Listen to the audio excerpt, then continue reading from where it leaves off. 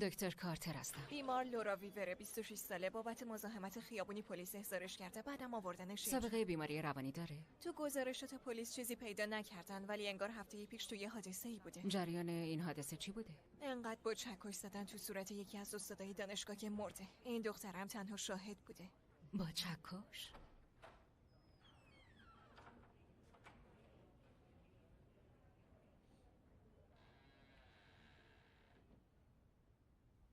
سلام لورا، من دکتر کارترم، روانشناسم. میخوای بشینی؟ باشه. میدونم که استرس داری، اشکالی نداره، فقط میخوایم حرف بزنیم. قول میدم اینجا هیچ بلایی سرت نمیاد. برای من چرا اینو میگی؟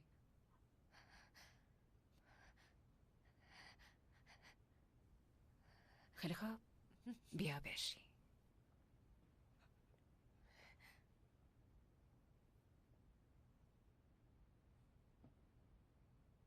بیا دیگه.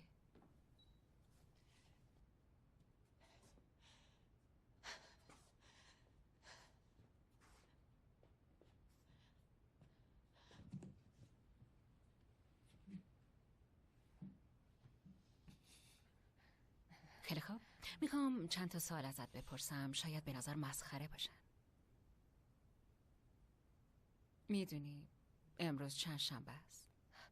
پنجشنبه. و چه ماهیه؟ اکتبر. من که دیوانه نیستم. کسی هم نگفت هستی. کاش یه نفر بفهمه. من خودم دارم دکترا میگیرم و مثل بقیه دیوانه‌های اینجا نیستم. فهمیدی؟ نفس عمیق بکش، بعد تمام ماجرا رو برام تعریف کن.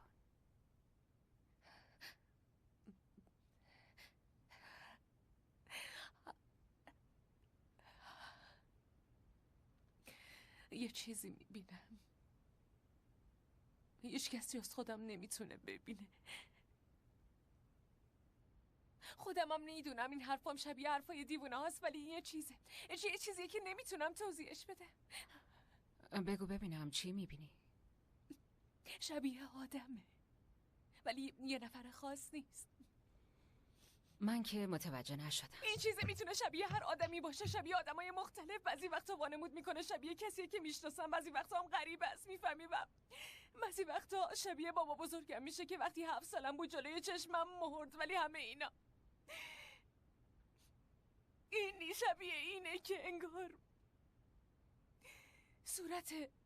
صورت آدم رو مثل ماسک میزنه به صورتش، میفهمی؟ باشه، الان اینجا میبینیش؟ وقتی میبینیش چی کار میکنه؟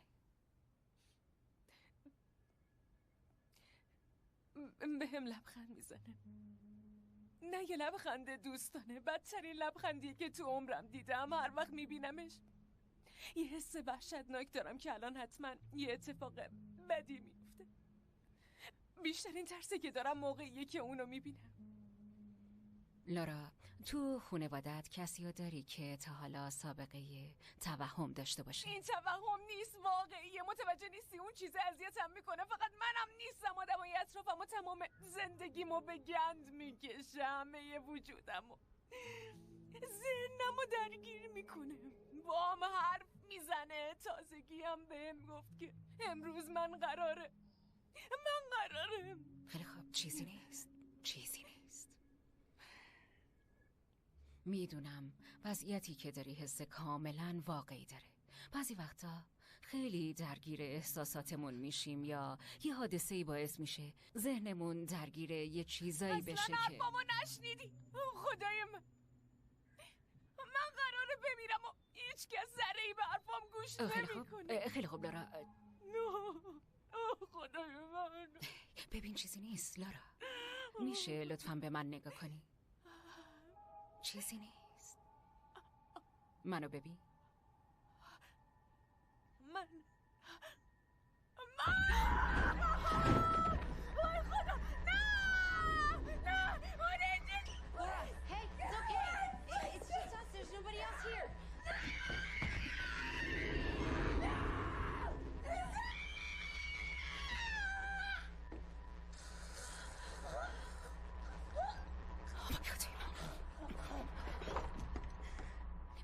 یه بیمار اورژانسی تو اتاق 2 دارم. سریع یه تیم بفرستین. همین الان، زود باشین.